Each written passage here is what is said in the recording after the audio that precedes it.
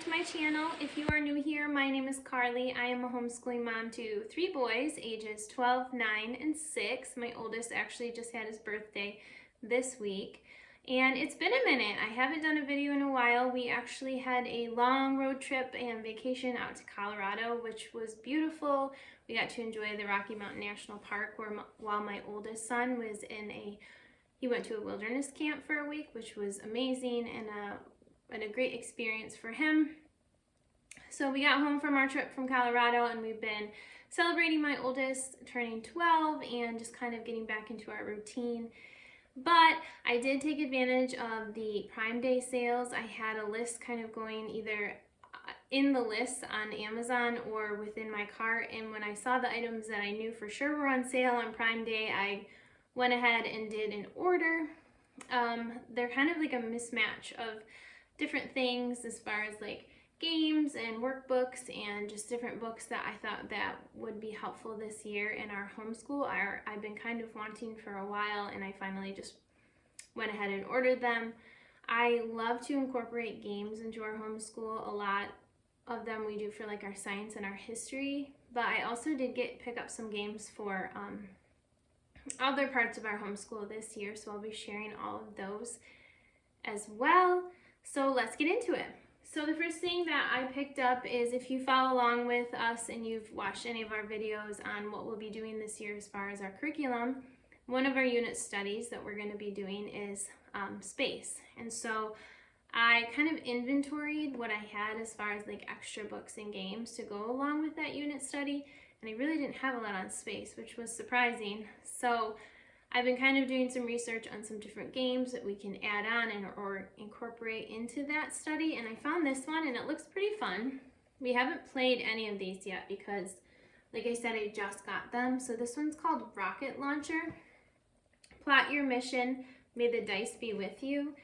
And so exploring Axis plots to interpret information and draw conclusions helps develop data literacy at any age. So it has like graphing as part of it, which I thought was really cool. So honestly, you could probably use this for like space, or you could use it for like a math game, which I think is really cool. So I will let you know what we think of this once we play it. So I got that for our space unit. And then I also got this game, which we are still working on the 50 states, but I loved that this does have landmarks within the states. I know it has landmarks like everywhere, but we love these Guess in 10 games. So this is Guess in 10 Legendary Landmarks, which we hadn't had yet. And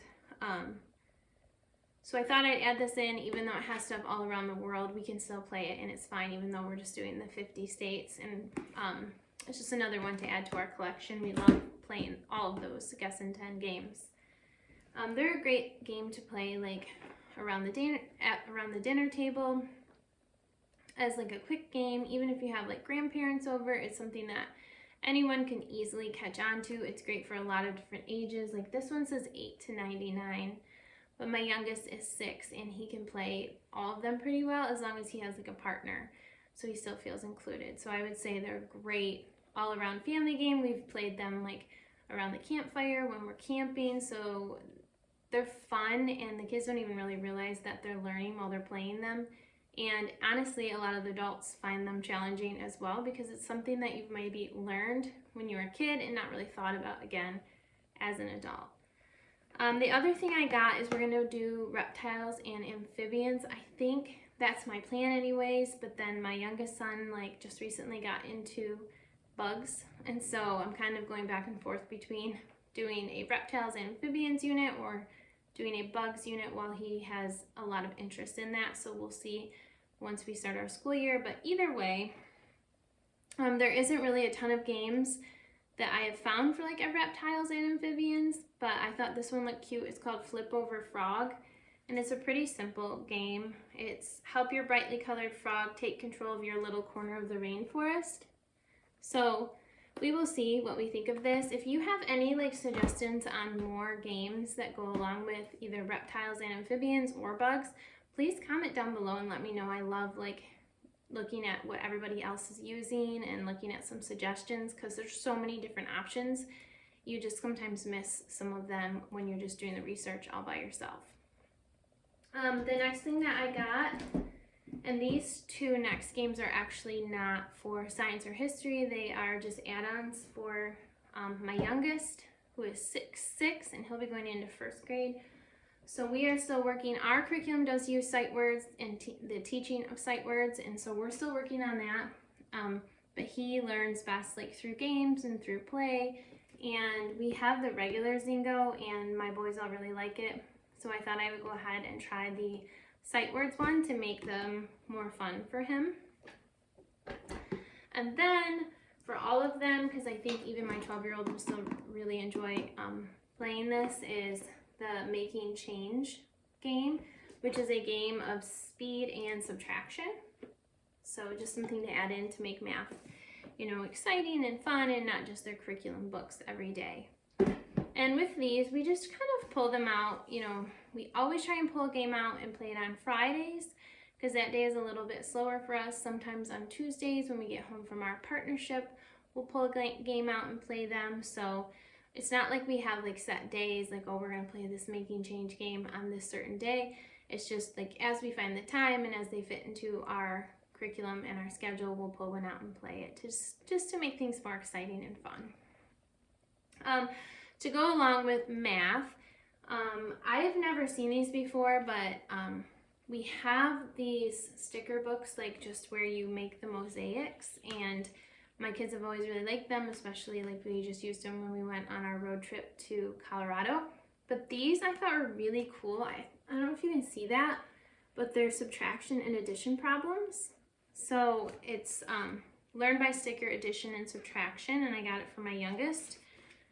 So then they have, like, you can complete the picture of the bear by solving all the problems, and then you go in the back and like you find the answer sticker that goes with it. That one obviously is for the fox, but here's the one for the bear. So it does show you like the picture on top and then the stickers that, so it's solving like simple math problems while also creating like a picture, and I think you'll really like this. They have little jokes, and then you answer the problems to find the, you know, what the riddle is for the joke. And I think that'll just be something fun that maybe we can add on to his math, because as a first grader this year coming up, his math is actually quite short, and he sometimes needs a little something extra to do while his brothers are finishing up their work. We do use the Kumon books for like additional math practice, but this was just something different that I thought, why not try it out and see if he likes it as well. Okay, and now on to the books that I picked up. So again, like I said, we don't really have a lot of space books or games, and so I was just trying to pick out ones that I thought that we would like, and I actually had my oldest son Noah help me with this part of it, because he loves any type of like informational books, and we love the DK line of books. So I got this one, which I thought was really cool. It's called Behind the Scenes at the Space Station. So it has like a ton of information, not just about like space and the planets, but actually about different things like within the space station, what they eat, what they wear, which I think a lot of kids are very interested in, like the actual like day-to-day of what a astronaut would do. So I think this will be really fun for all of us to read through, especially during our morning basket time. So we got that one. And then I did also get, this is a DK book as well, the Smithsonian Space Visual Encyclopedia. So this is just, all of the DK books are so beautiful and they're fun to flip through. If you've never watched any of my other videos, I've mentioned before that when I do my read aloud time, I always lay like 3 to 4 of these types of books out so my kids can flip through them while I'm reading or before or after I read. So this will go into our rotation of that even when we're not doing our space study unit study, so that will be good.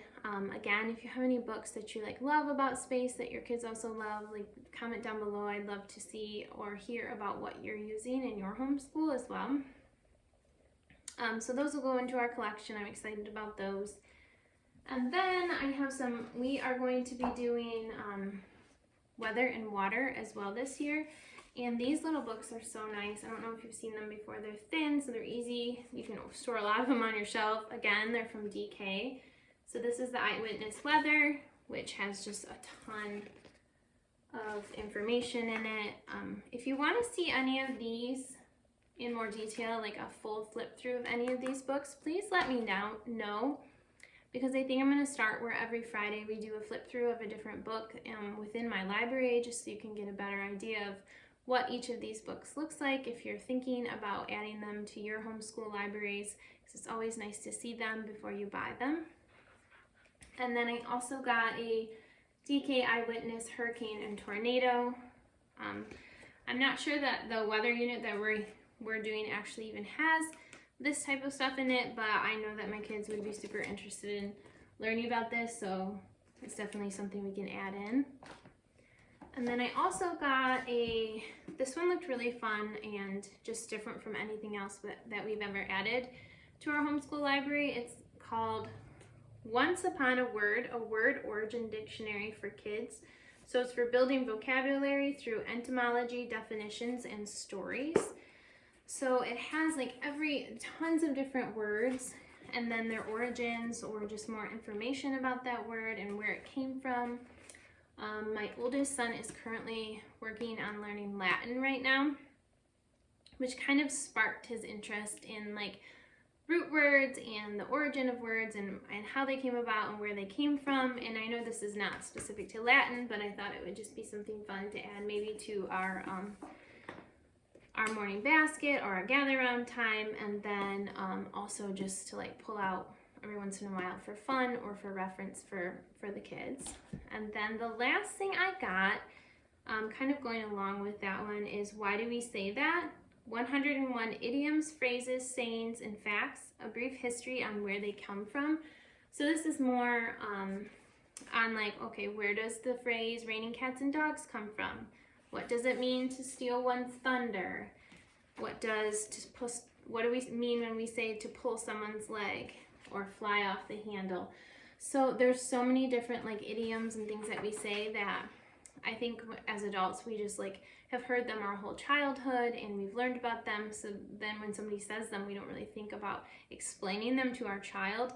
And my kids over the years have asked me about like, well, what does that mean, or what do they mean by that? And sometimes it is a little tricky to like explain it without like, you know, a resource for it. So I think that we'll get a lot of use out of this, and they are short little blurbs on each of them, and so I think we could definitely add this into our gather round time easily and be able to go through the book pretty quickly and then keep it as a resource just for them to flip through in the future. So that is everything I got from Amazon Prime. It wasn't a whole lot of stuff, but just things that I've been thinking about getting, like I said, and it kind of adding to the science units that we've picked out for the year, and adding some different stuff like references, especially as my sons get older. I feel like things like these two books are getting more and more interesting for them and more useful for them. So that is everything we got. And like I said, if you have any suggestions for like reptiles and amphibians or space or anything that you love, like as far as adding on to unit studies, please let me know, because I'm always on the search for things that are fun and unique and different. And as always, thank you so much for watching. I appreciate you. If you like this kind of video, please subscribe to my channel, and I'll see you in the next video. Bye!